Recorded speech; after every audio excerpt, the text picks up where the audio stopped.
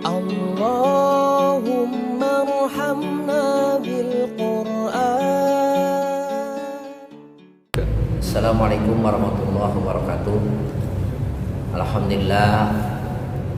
Alhamdulillahilladzi amarna bittaqwa wal istiqamah. Asyhadu an la ilaha illallah wahdahu la syarikalah wa asyhadu anna Muhammadan abduhu wa rasuluhu la nabiyya ba'dahu. Summa salatullah wa salamu ala sayyidina Muhammad bin Abdillah wa ala alihi wa sahbihi wa man tabi'ahu ila yaumil qiyamah. Para pemirsa Al-Musli TV yang dirahmati Allah dan yang saya hormati, Islam adalah agama yang beradab, agama yang beretika. Sehingga seorang ulama pengarang kitab Fathul Muin dan Hibatul Adhiyah, dalam kitabnya beliau mengatakan inna tasawwuf lahwal adab. Bertasawuf itu adalah beradab. Beradab di sini adalah beretika menurut aturan Rasulullah SAW. Nah, oleh karena itulah kita selaku umatnya yang setia ingin mengikutinya, tentu di dalam beberapa hal perilaku kita, kegiatan kita, aktivitas kita jangan sampai tidak mengikuti adab beliau. Oleh karena itulah, oleh kesempatan berikut ini dan insya Allah pada kesempatan berikutnya akan saya sampaikan sebagian daripada adab baginda Rasulullah SAW. Adab mulai masuk kamar kecil, adab berwudu, adab sholat, adab pergi, dan lain sebagainya. Ini perlu kita ketahui bersama agar kita benar-benar menjalankan sunnah Rasulullah SAW, jejak langkah Rasulullah SAW dengan sempurna. Para pemirsa Al-Musli TV yang dirahmati Allah Subhanahu wa Ta'ala, pertama akan saya paparkan adabu qada'il hajat, adab ketika buang hajat, baik hajat besar maupun hajat kecil. Ada kurang lebih 16 adab ketika buang hajat. Yang pertama, al-istizanu qabla dukhul ila baitil khala. Minta izin, permisi dulu dengan cara mengetuk pintu kamar kecil yang akan kita masuki.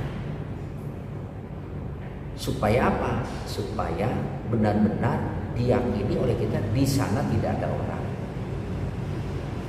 Ya, kalaupun toh ada orang, kita bisa menanti terlebih dahulu sampai dia tuntas buang hajat. Kemudian yang kedua, takdimu rijlil yusra indad duhul wa taqdimu rijlil yumna indal khuruji wa du'ai. Mendahulukan kaki kiri ketika masuk, mendahulukan kaki kanan ketika keluar, dan berdoa saat keduanya. Hal ini berdasarkan hadis yang diriwayatkan oleh Bukhari Muslim dari Anas radhiyallahu anhu, qala kana Rasulullah SAW idza dakhala al-khala qala Allahumma inni a'udzubika minal khubuthi wal khaba'is. Adalah baginda Rasul kalau beliau masuk, beliau mengucapkan doa Allahumma inni a'udzubika minal khubuthi wal khaba'is. Ya Allah, aku berlindung kepadamu dari setan jantan dan setan betina.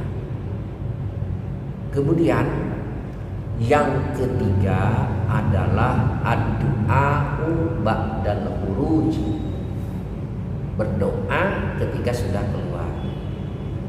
Ada dua hadis dengan lafaz yang berbeda. Pertama, hadis riwayat Aisyah.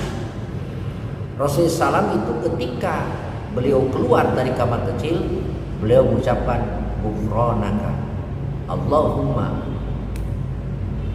ghufranaka Allahumma. Ada yang juga ghufranaka alhamdulillahilladzi adhaba anil adza wa afani. Ada lagi riwayat lain ya dengan cukup mengatakan ghufranaka. Silakan, mana saja. Mau ghufranaka alhamdulillahilladzi adhaba anil adza wa afani, atau alhamdulillahilladzi afani. Alhamdulillah adhaba anil adza wa afani. Dua-duanya bagus. Kemudian yang keempat, at-tahaqquk minas siyabi qabla duhul ila baitul khala. Meringankan pakaian. Jadi jangan sampai kita menggunakan pakaian itu berlapis-lapis, pakai jaket, pakai baju, pakai kaos, pakai celana, pakai sarung. Bukalah sebagian dari pakaian tadi. Ya. Jaketnya dibuka, bajunya tinggal kaos saja. Sarungnya dibuka, tinggal celana saja. Kenapa? Karena dikhawatirkan nanti ada percikan najis nempel pada pakaian tadi. Ya, tanpa disadari kita sholat membawa pakaian yang najis, yang akhirnya tidak sah sholat.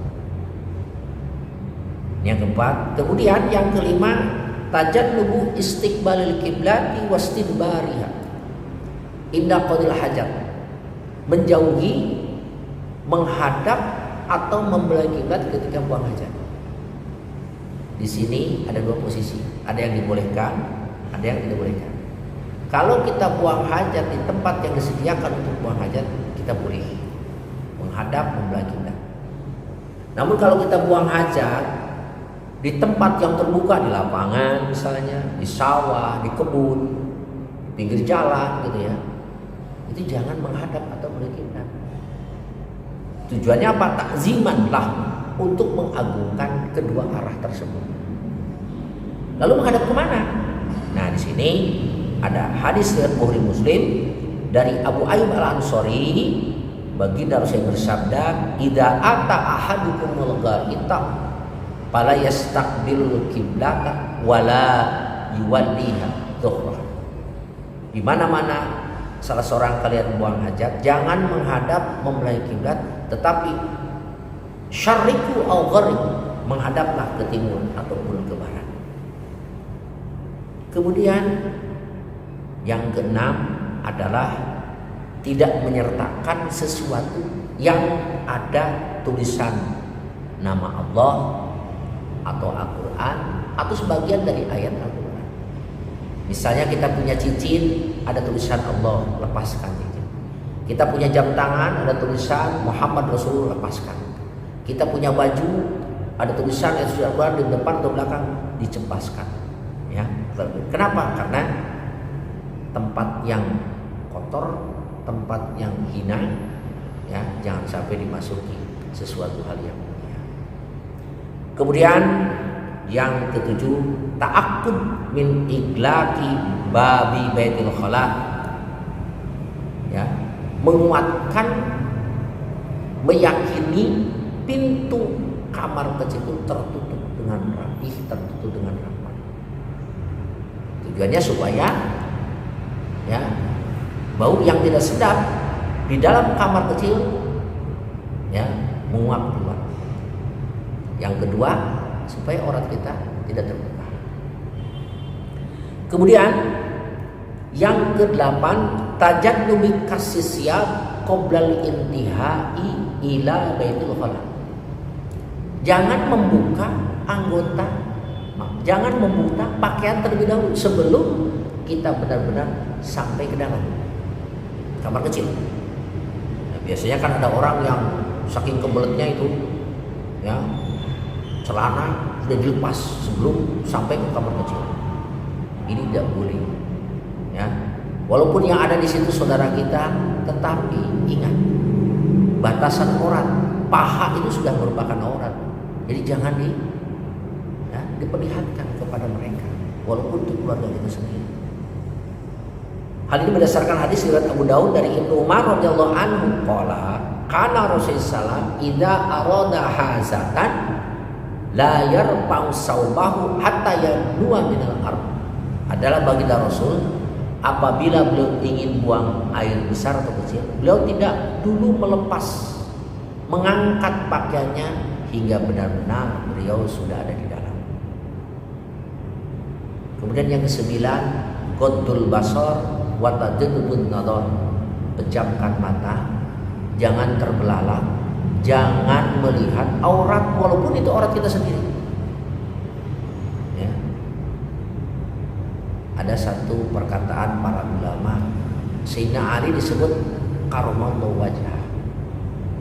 Ada yang mengatakan beliau tidak pernah wajahnya dipakai untuk menyembah berhala. Ada yang memaknai beliau tidak pernah melihat auratnya sendiri. Ya. Ini yang ke-9. Yang 10, tajanubul kalam asna at-taholi awis salam ayurni, menjauhi perkataan ataupun percakapan. Jadi kalau kita sedang buang azan, jangan ngobrol, jangan bercakap-cakap, apalagi berzikir, apalagi baca Quran, apalagi sholawatan. Walaupun kita suka zikir, kita rajin sholawatan, ya, tapi saat masuk ke kamar kecil, hal itu tidak dilakukan. Sebagaimana hadis riwayat Muslim dari Ibnu Umar, ya, marra rajulun, ada seorang laki-laki lewat di hadapan Nabi saat Nabi sedang buang air kecil.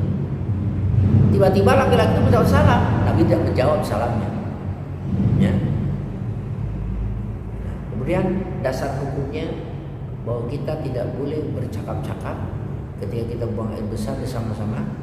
Ada hadis riwayat Ahmad dari Jabir radhiyallahu anhu qala Rasulullah sallam, idza taqawwata rajulan falyatawari kullu wahidin huma an sahibi wa la yatahaddasa fa inna Allah yaqulu ala dzalika.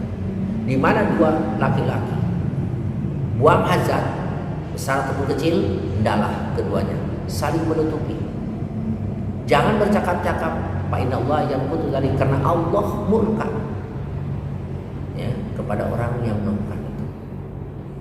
Kemudian yang berikutnya adalah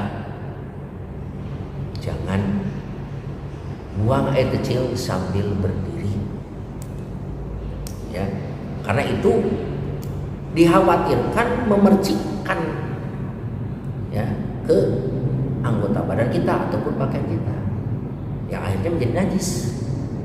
Ya, kencinglah dalam posisi duduk. Ya.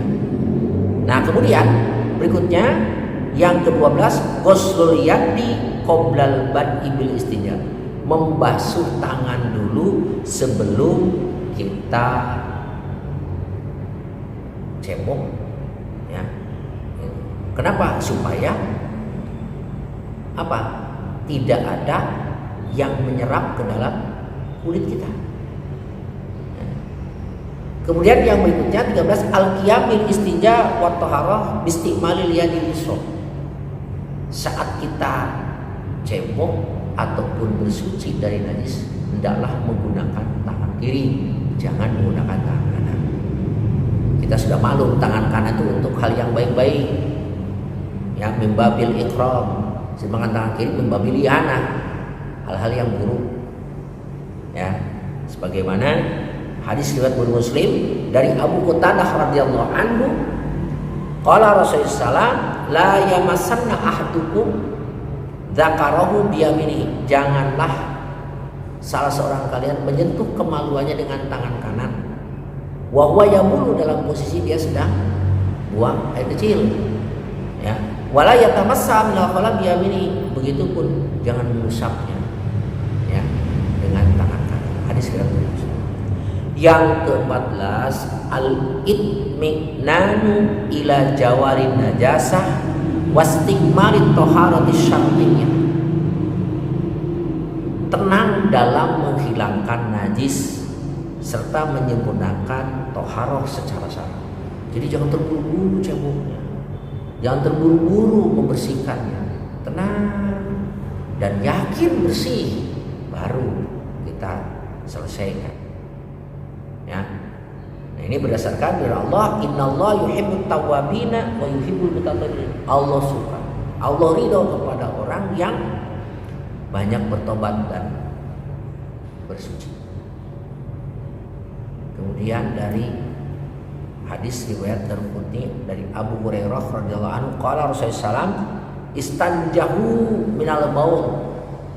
Ayo bersihlah dengan sebersih-bersihnya ketika kalian buang air besar atau kecil. Fa inna amata adabil kubri minhu, karena umumnya siksa kubur itu diakibatkan kurang bersih. Ya. Yang ke-15, tanjibu makanil khala ba'da qil hadzan hatta la yabqa asarun wala raihatun. Yang ke-15, membersihkan tempat buang air besar maupun kecil. Jadi kalau kita buang air besar, siramlah dengan sebersih-bersihnya. Buang air kecil, siram. Supaya tidak apa? Supaya tidak ada bekasnya dan supaya tidak ada baunya. Ya. Nah, yang ke-16, ghuslul yadaini bil ma'i wasabun ba'dal khuruj mubasyaratan. Ya, membasuh kedua tangan dengan air dan sabun setelah apa? Keluar. Ya. Itu atau setelah tuntas dari buang air besar atau kecil. Para pemirsa Al-Muslim TV yang dirahmati Allah Subhanahu wa taala. Itulah 16 adab etika ketika buang hajat.